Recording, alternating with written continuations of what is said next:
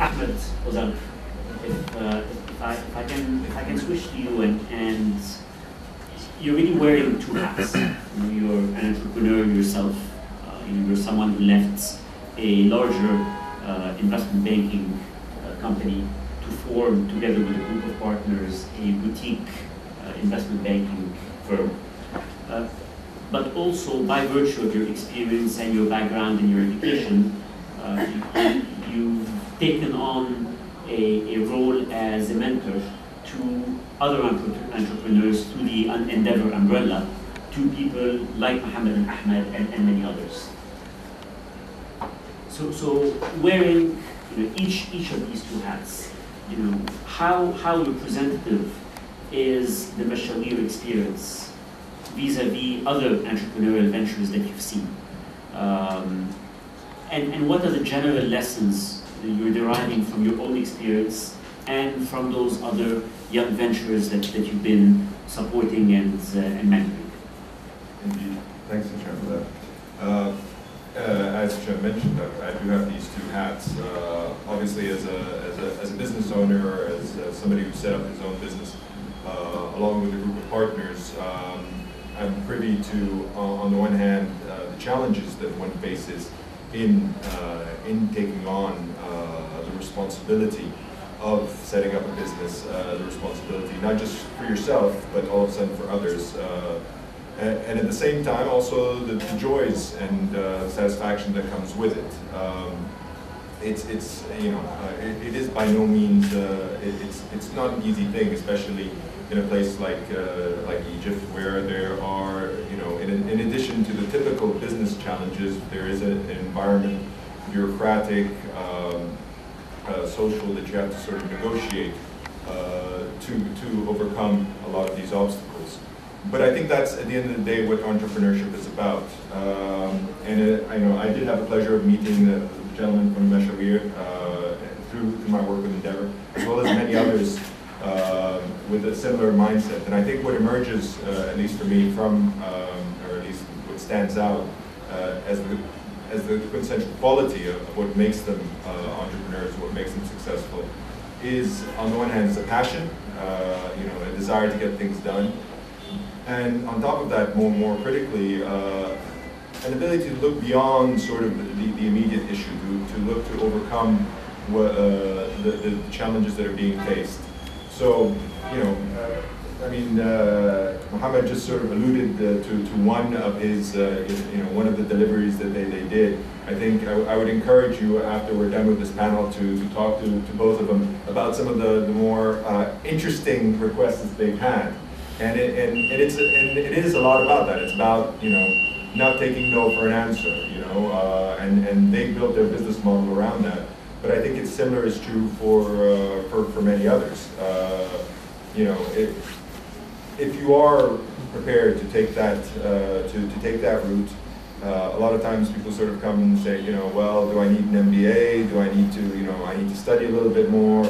No, I mean, if you want to do it, just go out and do it. Certainly, some of these things, qualification, trainings, they can all help, but they're not a replacement for the attitude that will let you sort of deal with the challenges with the resources you have right at the moment. And I think that's what we need in general in Egypt in particular to get things done. And I'm happy to see, not just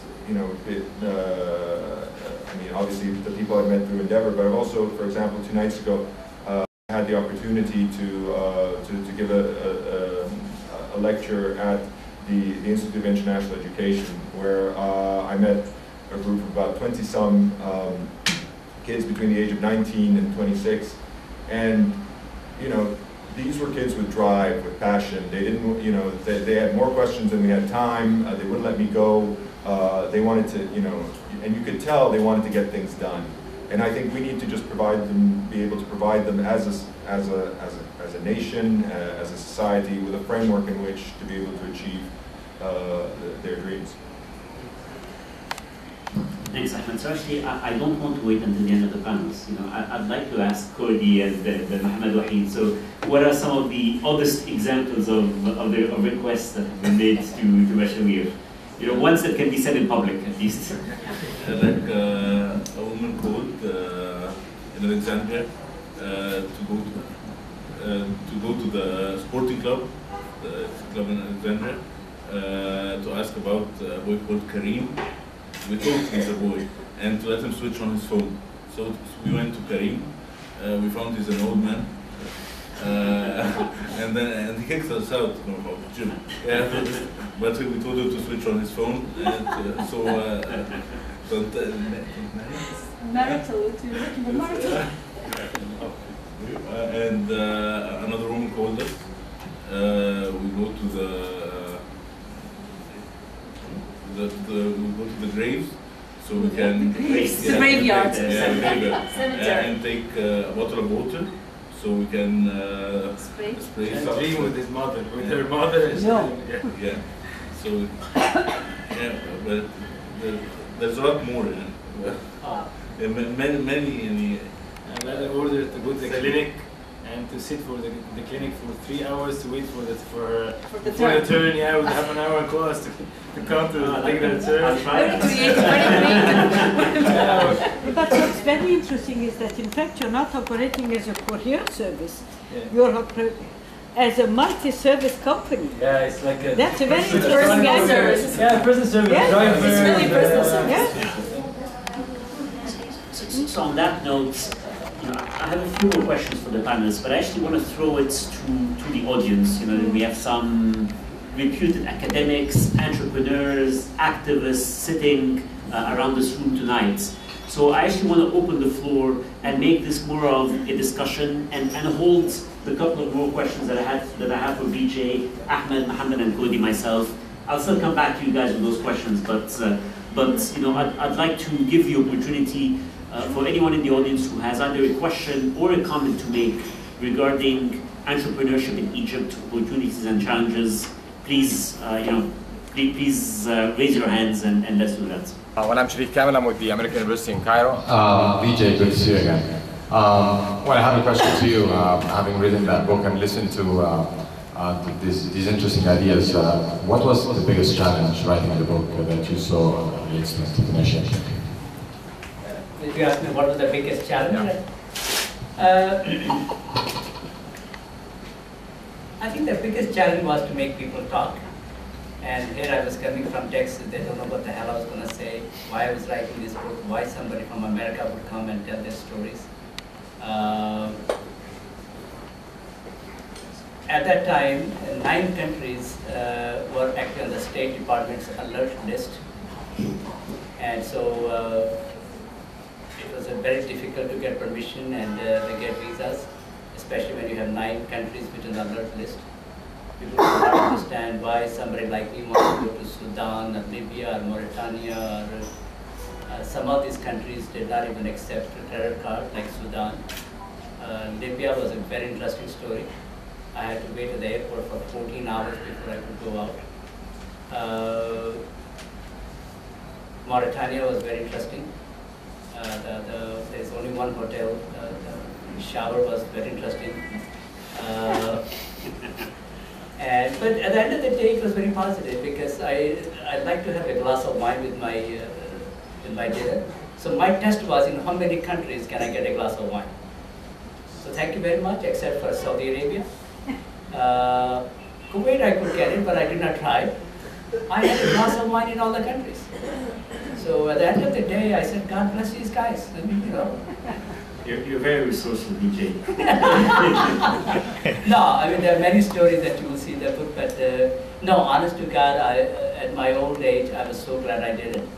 And one of the reasons that I did was because I wanted to also, throughout the book that you will see here, my objective was to tell my audience in the United States that all the stereotypes that we have, they have no meaning.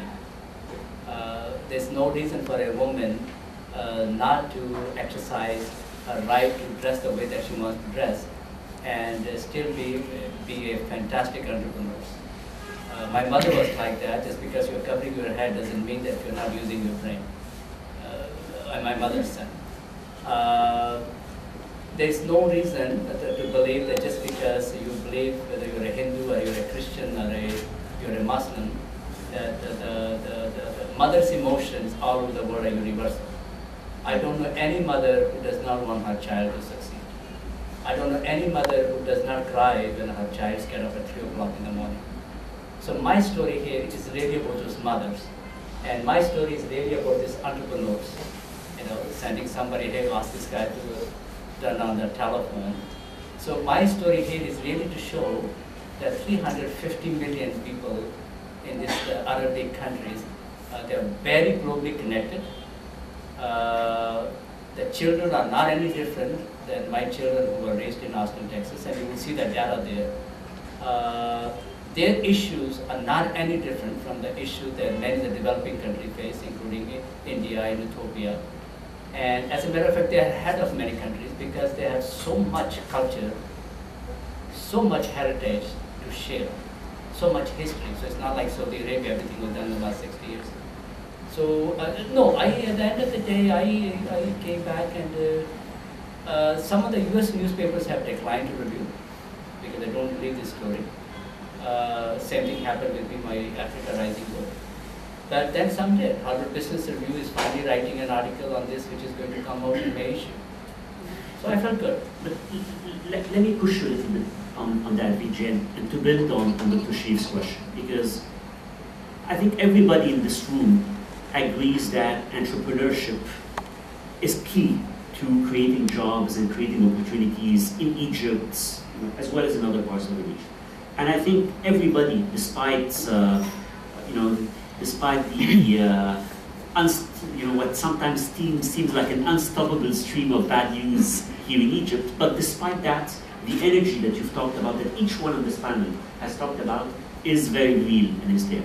But my question is, you've looked at a lot of markets, not just around the Arab world, a lot of emerging markets. What is it that you think, what are the best practices if we want to foster entrepreneurship in this country?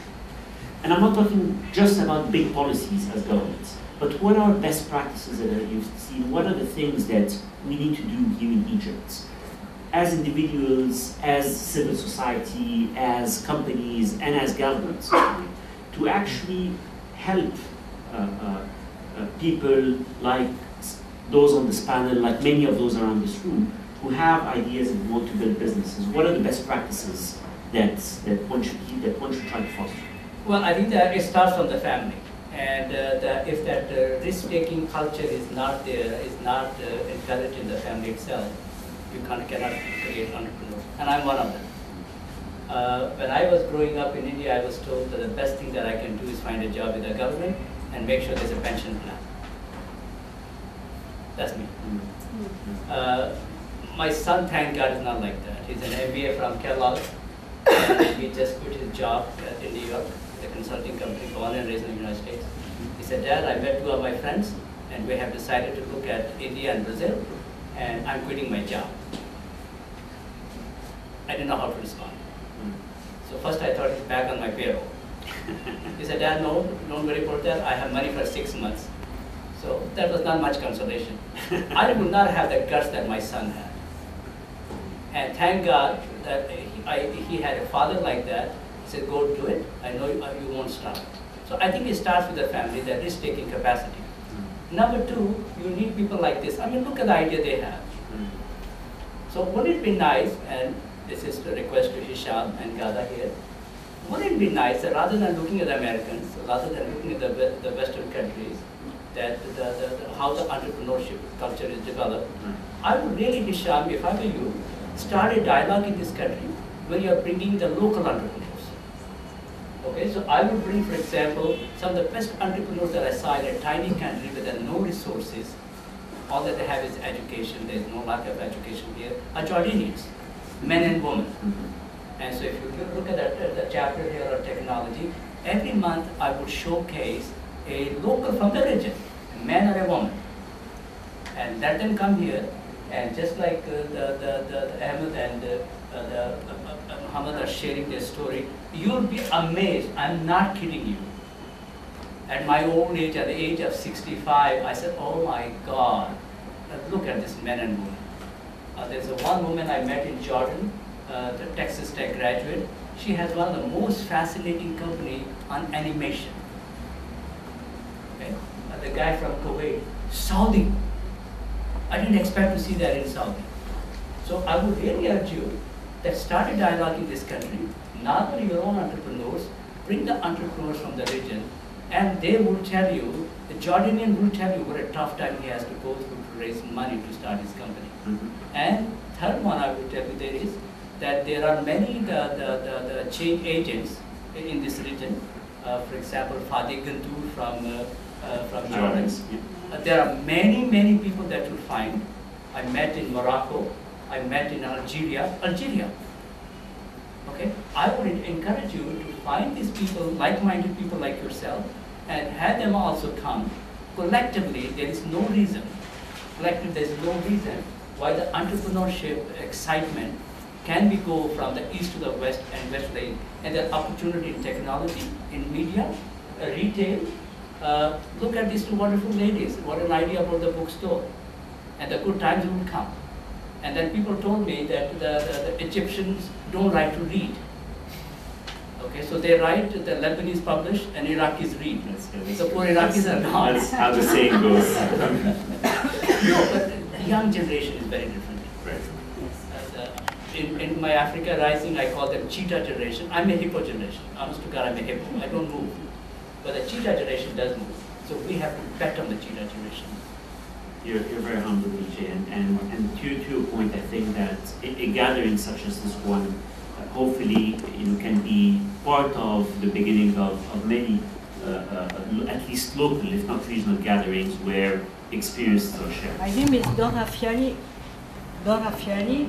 I'm an entrepreneur, not a young entrepreneur, but an entrepreneur still. And in fact, I would like to make a comment and then a suggestion.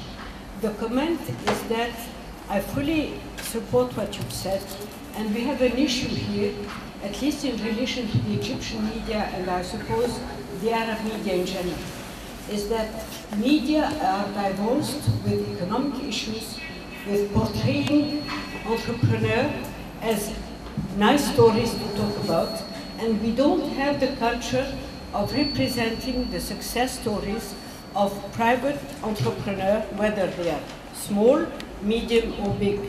And that is a real issue. Definitely, we do not promote enough, we do not talk enough.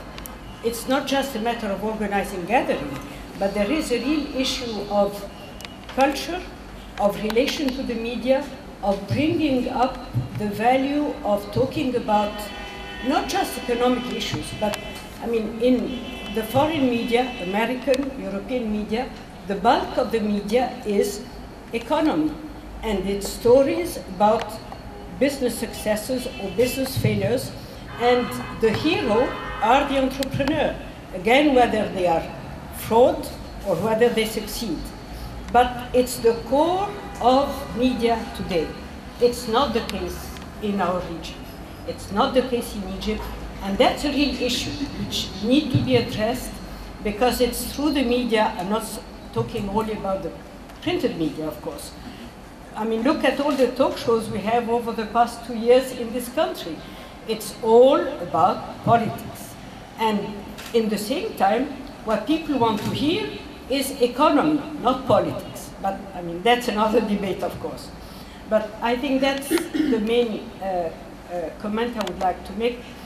The suggestion, it's more a thought, thinking in a loud voice than a suggestion, which is that next to the very articulate entrepreneurs as the one we have here, who have the guts and the means to go the whole way, whether there isn't a lot of young people who do have entrepreneurship